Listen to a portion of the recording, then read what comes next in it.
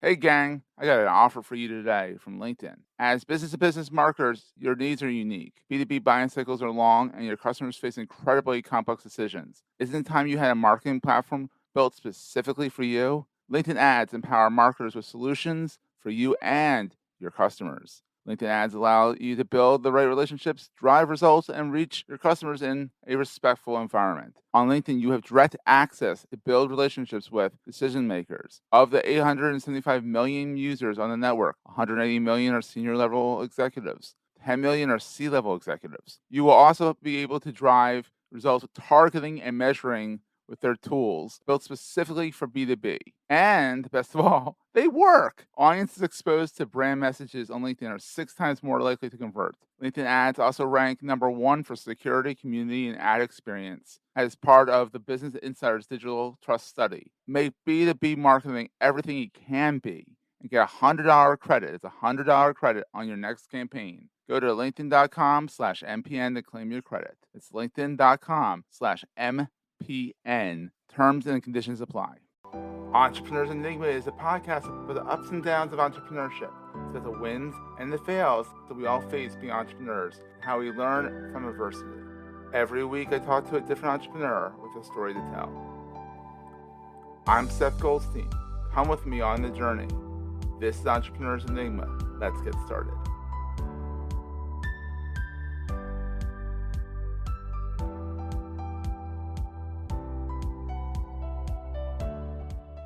Hey everyone, welcome to another edition of the Entrepreneurs Enigma podcast. I am Seth. With me is a good buddy of mine, a fellow Delaware Valley Friends School alumni, my old high school. So he's a lot younger than I am, but he's like in his early 30s. I'm 40, so I escaped the school before he did. Actually, before I think you weren't even in there. I don't think you were like in diapers or something like Maybe. that. Possibly. But anyhow, I'm here with the famous, the amazing Joe Monzo of Monzo Media Productions. He did our Goldstein Media. He did our video. The guy is amazing with video production, video. I mean, it's incredible. I can't say enough good things about Joe. And he's also a very nice guy. So he's a good guy to have around. Hey, Joe, how's I'm it doing going? great. Thanks for having me on. Absolutely. So you're currently down the shore. I'm kind of in transition right now. I've been, You're kind of you're back and you're a forth. Yeah, nomad. I'm nomad. That's actually a great way to put it. So I'm back and forth between Jersey and PA, but Hey, things have been busy, and despite all the craziness going on in the world, things have been pretty good otherwise. yeah, especially yours. Yours is all in person. Your entrepreneurial journey. And with COVID, in person was kind of hard. So we'll get into that a little bit about how COVID affected you, how you got through that world. But first off, let's go back. I mean, as back far as DV, but maybe where did you go to So I went college? to Albright College in Reading, Pennsylvania. So about an hour or so away from where I live. So it wasn't too far, but not, around the corner. It Far was far enough. enough. Yes. Where did you go to Albright for? So my major was actually digital media and English. They didn't actually have like a film studies program until like my senior year, which at that point it was Oh, too late. geez. I it was nice because I got a broad range of, because I actually liked like the story side of English. I was always good at writing. Back in the day, I used to write a lot, and then the digital media side, it was kind of like a good background on a little bit of web design, a little bit of graphic design, a little bit of coding. But my focus was more on the film and video side, which I only took a couple extra classes for that. But for me, I would say the biggest aspect of kind of, going through that college experience was more or less kind of getting to know people. And, I think that's actually, Growing it was up. growing up, Growing but I up. would say that was also where a lot of the skills from like the entrepreneurship kind of kicked in because you had to meet people. Yeah, be social. Yes. And it was different. It's a very different experience than high school, Yes. especially our Yes. small high school. I mean, you went to a small college, but even then, it's bigger than It Delaware was a Valley big Friends jump for School. me, to be honest. Like my freshman year, I was like, wow, there's too many people here. I mean, when I graduated high school, I graduated with well, my graduating grade, I think was like 35 kids. And then, You were more than yeah, mine. Mine was yeah. 20. And then as I entered a freshman class of 1600, I was like, I'm not going to be able to Is that remember. big at Albright? Well, the freshman classes are generally bigger. And then Oh, the senior wow. classes, it depends on what their retention is, but, How many people survive yeah, well, college? it's not for everyone, and that's okay. Um, No, it isn't. Or those who transfer out, maybe it's too small, maybe it's yeah, too big, all that kind yeah. of stuff. So yeah. Anyhow, you got some some intro to video editing there, but then when you got out, did you get a corporate job at all, or did you just jump right into So this? at the tail end of my senior year in college, I started a kind of a virtual internship with a software company where I was editing a lot of like their webinars, their training videos. Oh, wow. And it was paid, so that was nice too. But that was really kind of like the start of trying to see what was the right career for me. And at the time, it Mhm. was, it was really kind of basic stuff. Um, and that eventually did turn into, kind of more like a contract work, That's instead of an fantastic, yeah. internship. And it was just one of those things where, at the time, like early on in the internship, I was like, oh, I'll try to get a full-time job. But as I was looking around, Mhm. this was in 2013. This was right at the start when like companies were just starting to utilize even the concept of like online video. So there just wasn't a lot of, Mhm. job resources and stuff like that, at least none that I could And find. and it was only what, 4 years, 4 or 5 years out of the crash. Yeah, yeah, So, that too. That exactly. too. So it was just one of those things where like, I kind of feel like I jumped into the career and kind of just like a weird time. But Mhm. it's just the nature of it. Just kind of roll with the punches, if you will. Absolutely. And so you did that for a while, and then when did Monzo Media Productions start up? Yeah, I continued doing a lot of contract work with that software company for a while, and it wasn't until there was kind of a catalyst where you know they were bringing on people from other departments to help with video editing, and really when I thought my workload for this one client was gonna Mhm. keep me alive for the rest of the year, it got cut in half. So I was like, all right, I guess I gotta, Mm. really decide if I want to do this business, ownership thing. Mhm. So it was around 2016 and in March where I was like, all right, I think we're gonna do this. We started getting a bunch of, small projects, just a lot of tiny projects just to kind of, get the name out there. I launched the brand in July of 2016. Wow. And, at that point I had a better sense in terms of, what I was providing, which was, really just creating, videos that would help, businesses grow, through various types of videos, a branding video similar to what I've done for you, to explainer Yeah. videos that might work well for like a software company or, or an app, whatever it is. Yeah, it's been, it's like anything else. It's always changing. It's always growing. And, we're always Mhm. trying out new things. That's awesome. So you really jumped out into the world head first, kind of had you started out on the shallow end of entrepreneurship, but you still were a contractor for that most part. So you were an entrepreneur or you were a freelancer. Then you jumped in head first into the deep Yeah. end off the diving board, if we're going to really kill this analogy here. And you've been going strong ever since.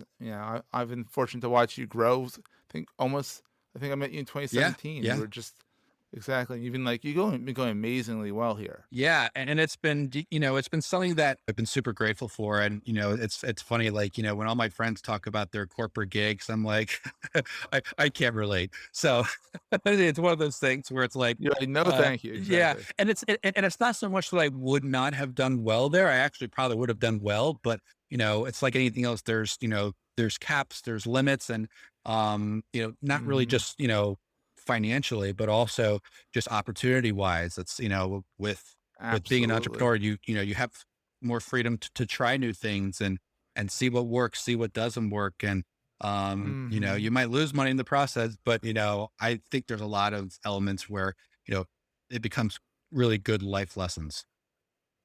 We're gonna take a quick break here from our sponsors and get right back to the show. Hey there, it's Jason with the Marketing Podcast Network. Real quick, I want to make sure you know that the world's leading B2B marketing expo is returning to the Los Angeles Convention Center on March 21st and 22nd. It's high time we got back together to learn, see the latest technologies and solutions, and network, right? Join thousands of marketing professionals just like you to learn from over 250 industry expert speakers, educational masterclasses, and over 300 exhibitors. And this year, your ticket also gets you into the Sales Innovation Expo and the Marketing and Advertising Expo. So it's like 3 conferences in one. It's March 21st and 22nd at the Los Angeles Convention Center. Go to b2bmarketingexpo.us to register. That's b2bmarketingexpo.us. The Marketing Podcast Network is a proud partner of the B2B Marketing Expo for 2023. We'll see you in LA. Oh, absolutely. And that kind of goes into my main 2 questions I usually ask people.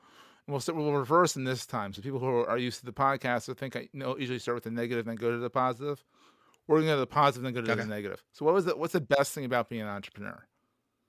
I think the best thing about being an entrepreneur is there's a lot of opportunities to kind of get to know yourself as a person. And there's a lot of lessons that can be, taken from the business side into your personal life as well.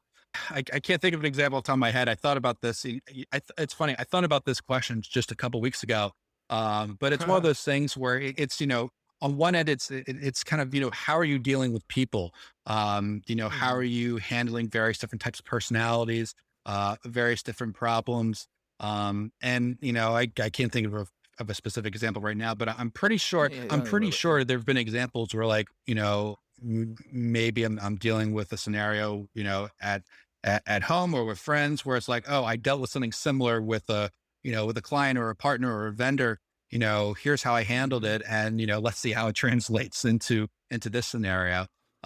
So it's stuff like that. So I would say that's probably, the best aspect of being an entrepreneur is, you're able to, there's this natural growth, that you're going to have as a person as you continue your journey. What's the most difficult thing about being an entrepreneur? And I think, and for the record, most people say you don't know where the paycheck's coming from. So let's get that above board.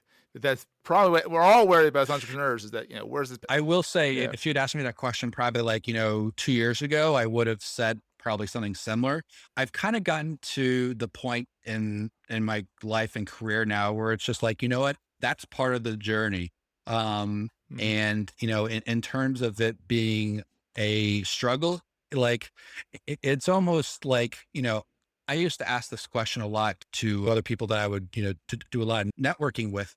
And it would be, what's your biggest challenge? And a lot of the sales professionals will say, getting deals, closing deals. And I'm like, no, that's your job to close deals and to get deals. What's your biggest challenge? And it's really about kind of getting specific into, well, is it, I'm having trouble connecting with people, or I'm having trouble, finding the right words to describe a product, whatever it is.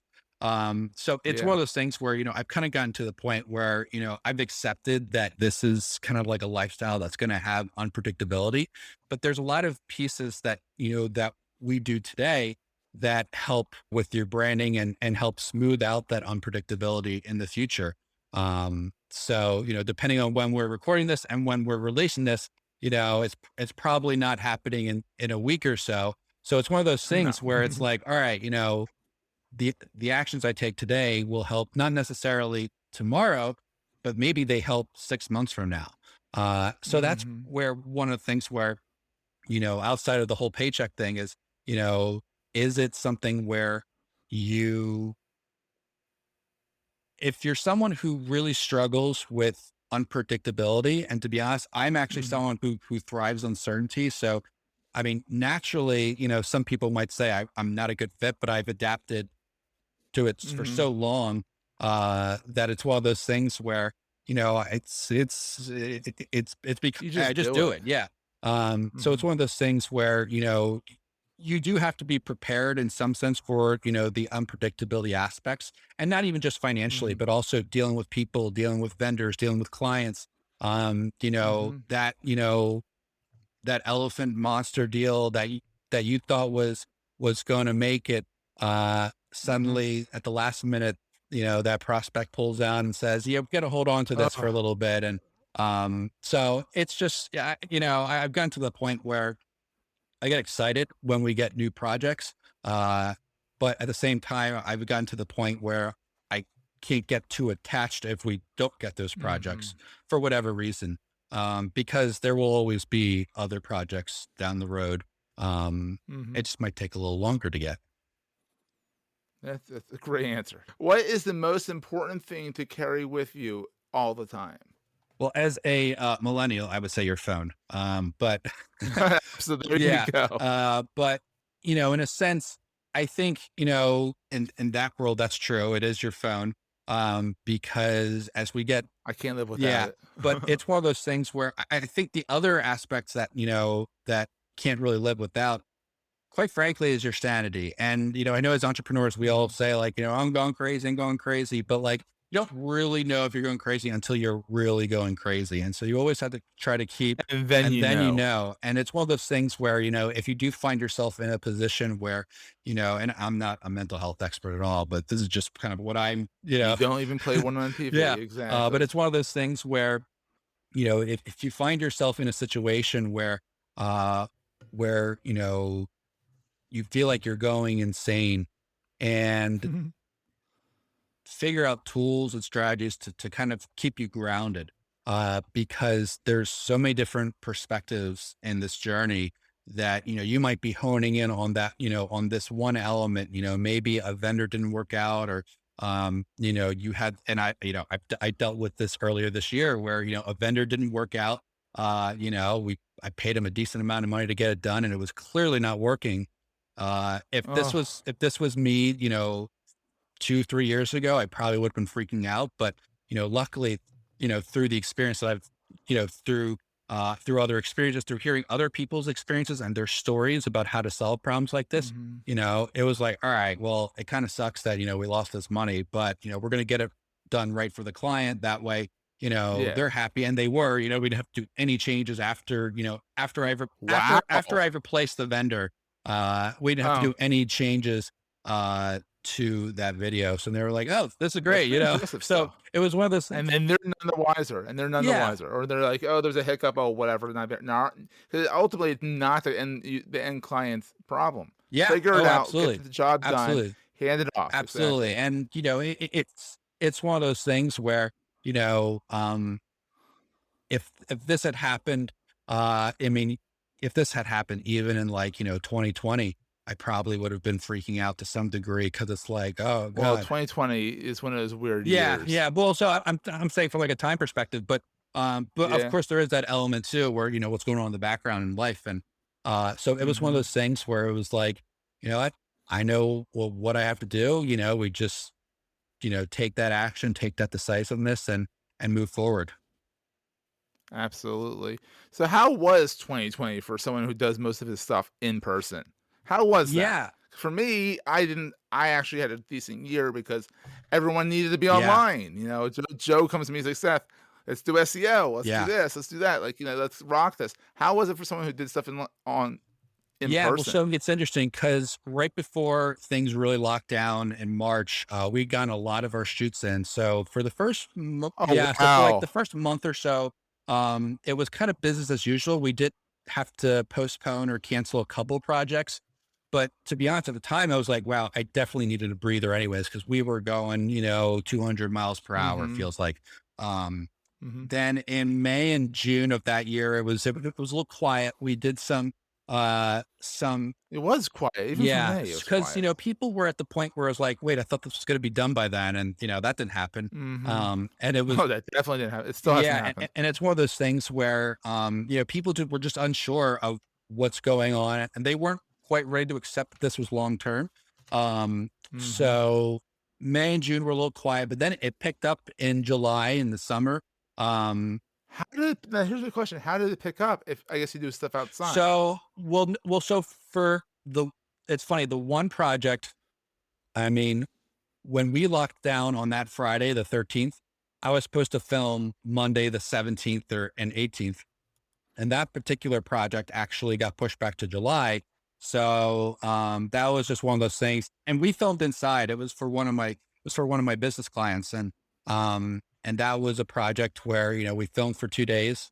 Obviously me and my team were wearing masks, the actors and actresses, as Yeah. as long as they were on camera, they didn't have to wear their masks. But but it was one of those things where, we were able to make this project work. And it was one of those things where, Wow. it was a big project. It was definitely, Yeah.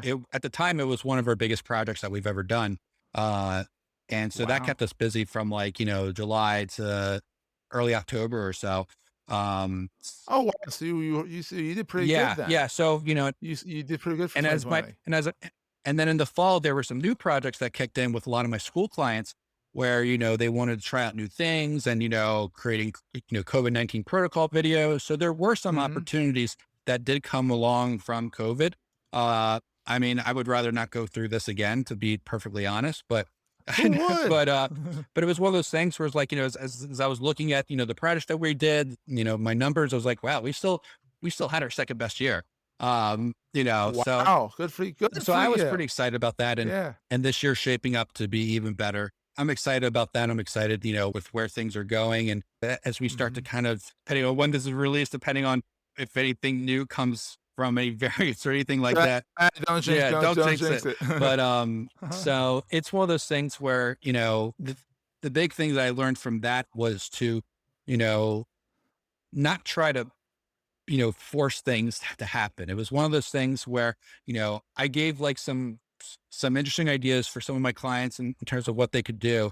But other than that, I kind of actually took, especially that May and June, I took a lot of that time to myself to be like, what do we have to shift? And it was actually a great experience because I got to really lean on my team, specifically of my That's great. editors, to help out with the workload, to try out new things. And there were some silver linings. I'm sure that phrase has been overused a ton during this whole, Yeah. process. But it's one of those things where, I was definitely shocked at the end of the year. It's like, wow, we actually did pretty good, all things considered. Yeah. Exactly. And it's just one of those things where, if this can't stop us, it's hard to imagine what will. Exactly. Young and scrappy. That's what it is. There you go.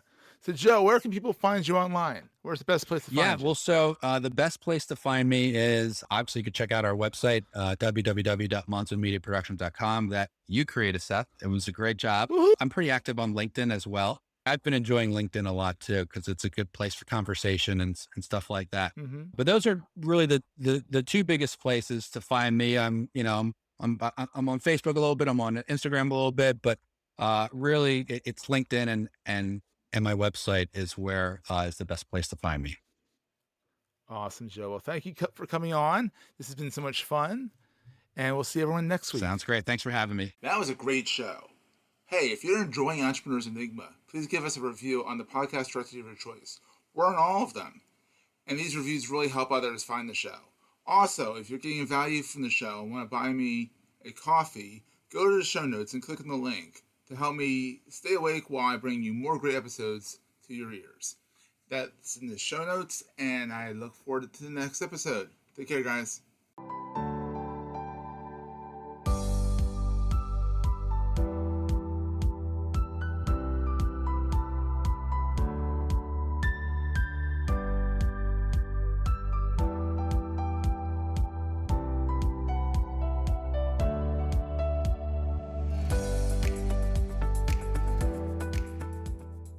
Goldstein Media hopes you have enjoyed this episode. You may know you're listening to this show along the Marketing Podcast Network, but did you know there are other great shows on MPN to help your business? Tim Hines hosts a great podcast called the Marketing Starter Podcast. Tim, tell these fine folks what they're going to get when they listen. They're going to get great insights on how marketers can take an entrepreneurial attitude to what they do in marketing to be a little bit more successful. So I interview top marketers from all around the world, and heck, even some that are bottom and middle. It's really about marketers who embody the entrepreneurial spirit to be the best that they can be. Awesome. Where can people subscribe? They can, of course, subscribe on marketingpodcast.net, but they can also search for the show on all their favorite podcasting platforms, as well as visiting my website, which is tnhines.com/podcast. You heard him. Go subscribe. This podcast is heard along the Marketing Podcast Network. For more great marketing podcasts, visit marketingpodcasts.net.